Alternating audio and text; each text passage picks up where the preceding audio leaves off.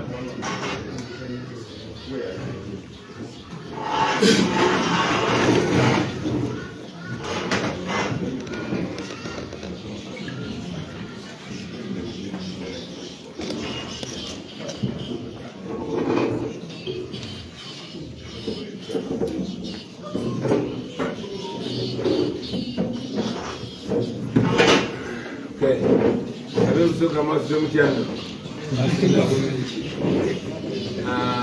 morning, ladies and gentlemen, friends from the press. We appreciate your time.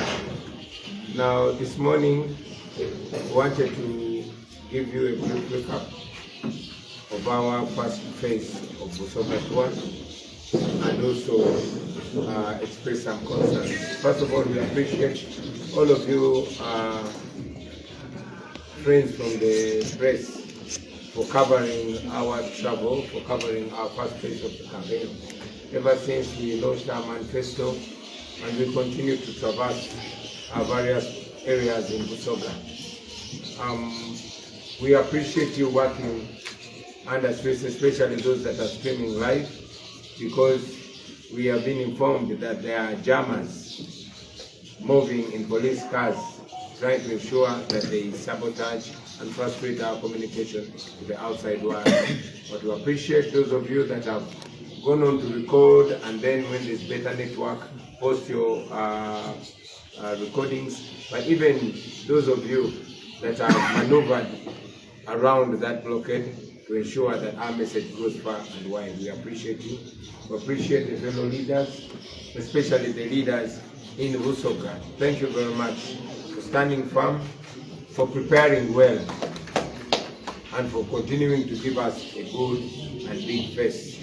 As we mentioned that last time in 2021, we were just relating with whoever was around. Now we have prominent leaders, moral leaders, trustable leaders, and we are sure that we are going to win big in Busoga in the forthcoming election.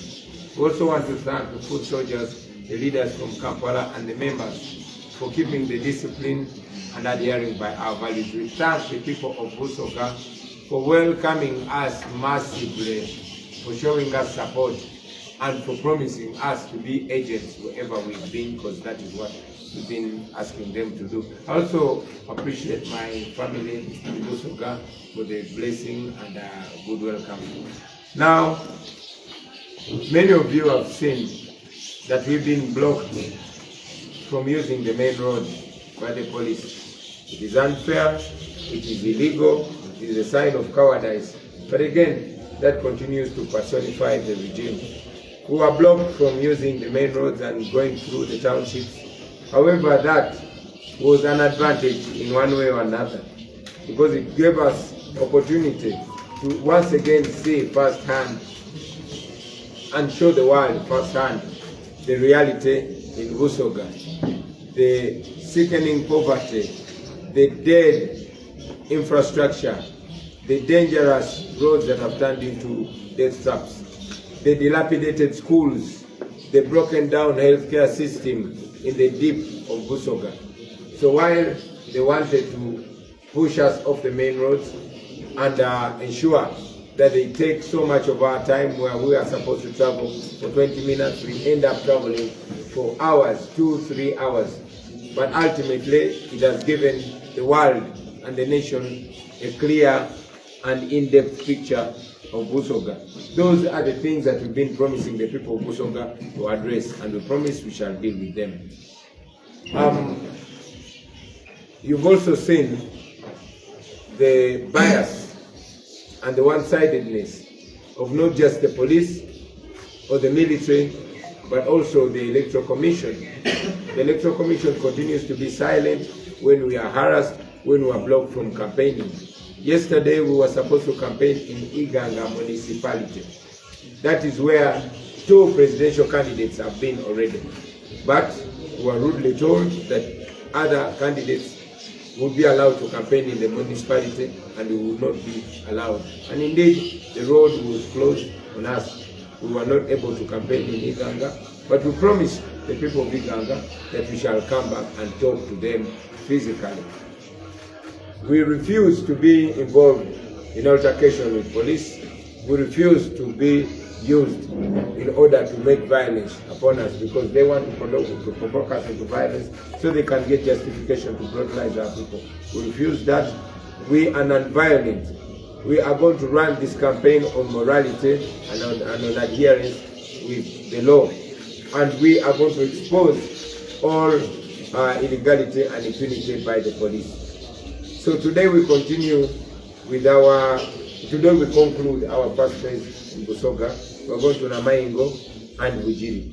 We invite our people to come in large numbers, peacefully, to listen to our message and thereafter spread it far and wide. We thank you very much, and may God bless this final day of the first phase of the Busoga tour.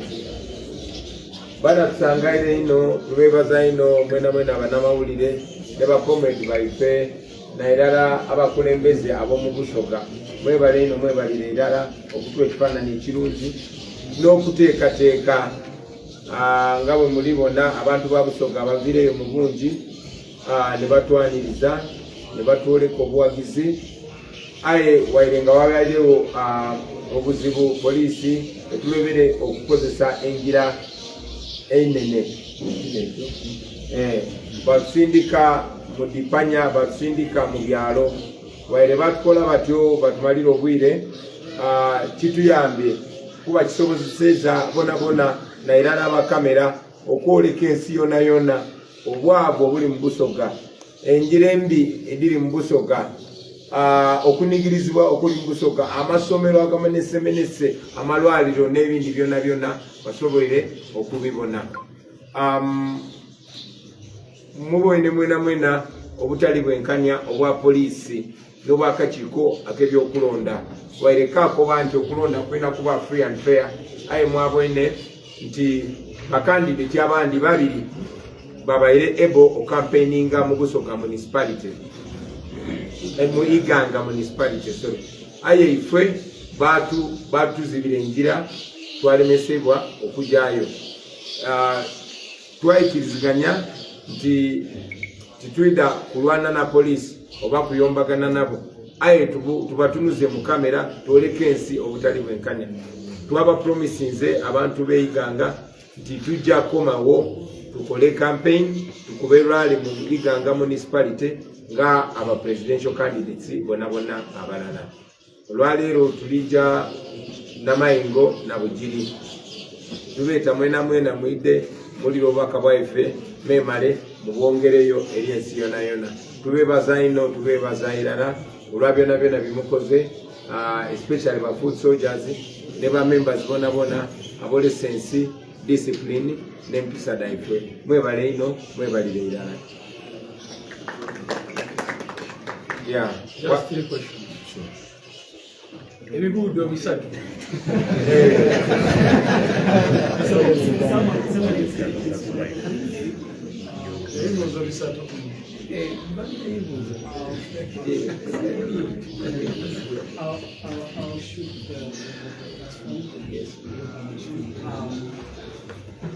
In the things you alluded to yesterday was that you officially write a complaint to the Electoral Commission. Has this been embarked on already? How soon do you expect this complaint to reach the Electoral Commission? Or even the protestants officially? Thank you. We'll make it conversational, please.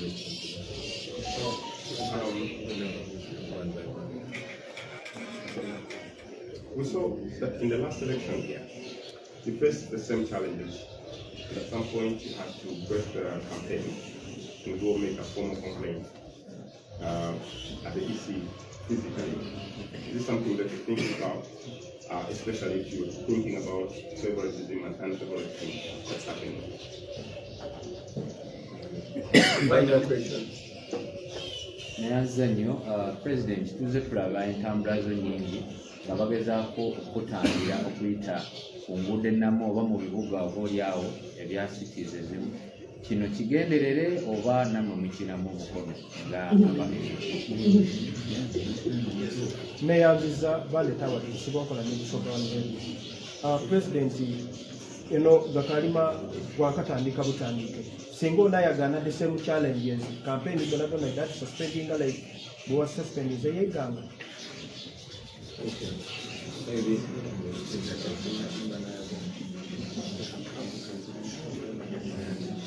It's about him, but we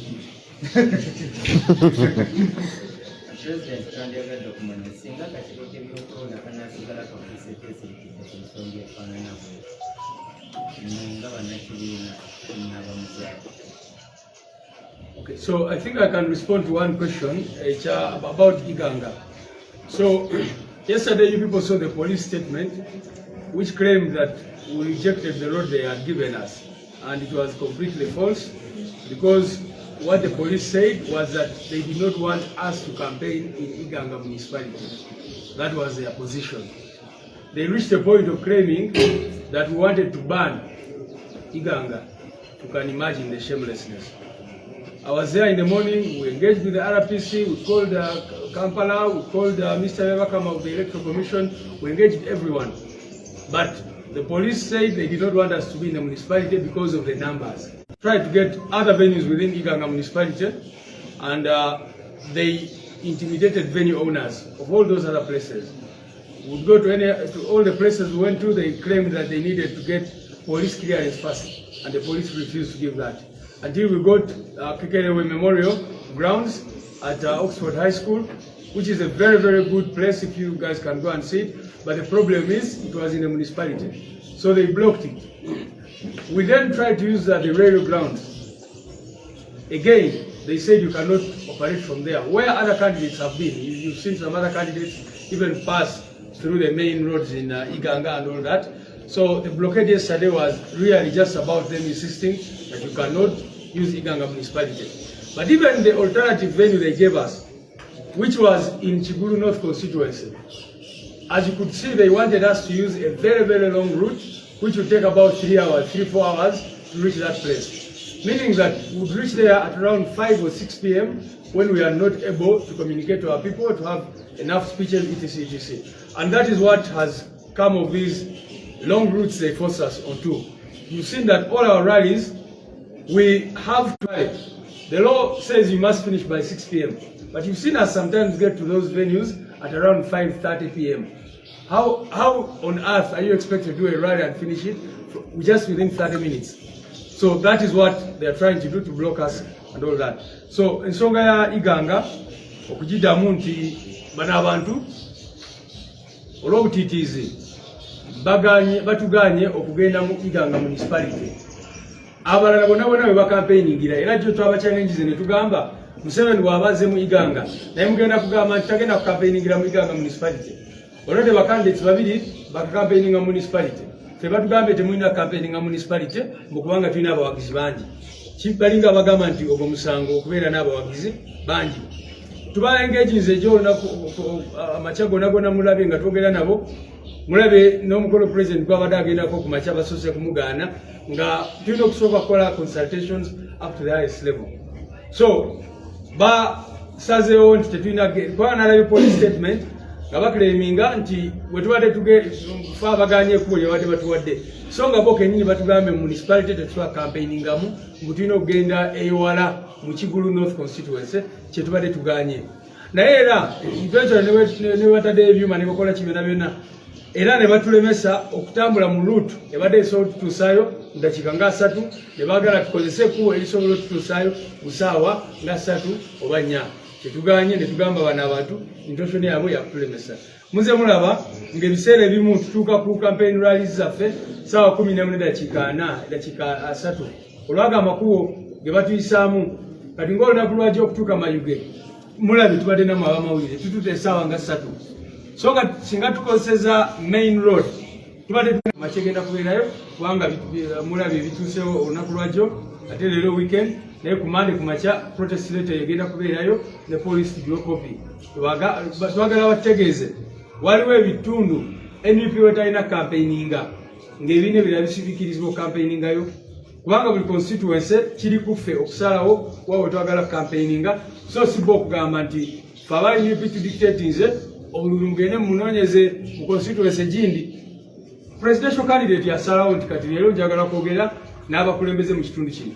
kubanga abapolisi tutusobagamba nti kale mwaba basalawo ekisaawe kyonna azonga kiri municipality ne bagaana ebisaawe bina byonna ebiri mu Iganga municipality ne bagaana ne batulemesa okugendayo olunaku olwo lwonna.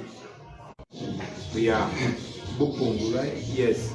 Kumwalo gwe Bukungu bagalawo ekkubo nga tewali nsonga yonna ne bagalawo ekkubo ne bagamba eno temugenda campaigningayo kubanga baali bakozeyo ebikolobero kubanga abantu babasudde mu nyanja kubanga abantu bagubye ku nyanja so ne bagala ekkubo tetugendayo naye ate presidential candidate omulala ne bamukkiriza n'agenda na campaigningayo n'ekyokubeera nti poliisi yennyini n'emmotoka ez'amagye bajja ne batukiika emmotoka mu kkubo ne batandika okuvuga mpolo olwo ne batudivertinga okuva ku main road n'ate n'enumuka mu makubo ag'ettaka ne bajja ne batukiika emmotoka zaabwe abavuga bubi balinga bagezaako tukozesa obubenje oba bagezaako okusiba okusala sipiidi yaffe so ekyo nakyo kibadde kizibu tukyemulugunyaako tukivumirira era nakyo tugenda kisa mu baluwa yaffe eyo of course bino twabisuubira n'ebirala ebisingawo twajja mu kalulu kano era twakayita protest vote kubanga twali tuzze okulwanagana n'obutali bwenkanya ffe nga tukozesa obwenkanya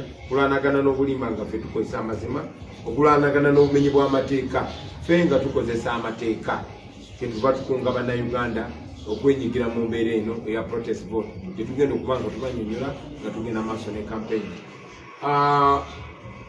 omwatubuuzizza nti kaakati bino bye bakola era bagenda bikolanga luli bwe batulemesa okukampeininga bwe batuyita mujje twogere bwe batumalirayo olunaku olulala naku 2-3 nga tetukampeinize tugenda kutuuka ku bantu baffe mu buli mbeera yonna tugenda kutuuka ku bantu baffe mu buli mbeera yonna nga tetumenye mateeka nga tetukoze fujjo naye nga tutuuse ku bantu baffe kuba buli kitukola tukikolera mu mateeka omulundi guno tetugenda kukkiriza kakiiko kabya kulonda kutusalako nnaku zaffe nga balaba campaigninga nga ffe tetucampaigninga mu butali bwenkanya so tujja kubatuukako mu buli mbeera yonna